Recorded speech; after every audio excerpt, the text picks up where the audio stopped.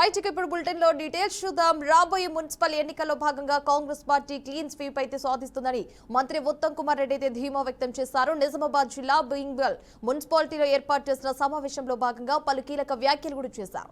రాష్ట్ర వ్యాప్తంగా ప్రజల్లో కాంగ్రెస్ ప్రభుత్వంపై సానుకూలత ఉందని, ప్రచారంలో భాగంగా వివిధ జిల్లాల్లో పర్యటిస్తుంటే ఎక్కడ చూసినా కాంగ్రెస్ కు అనుకూల వాతావరణం కనిపిస్తోందని చెప్పారు.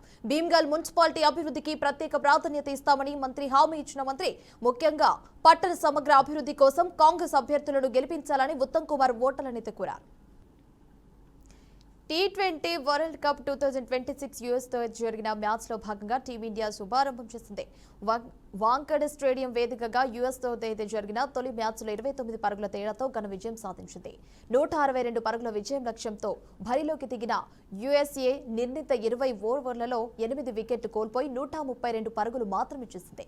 ఇక తొలుత బ్యాటింగ్ చేసిన భారత జట్టుకు ఆదిలోనే షాక్ ఇది తగిలింది.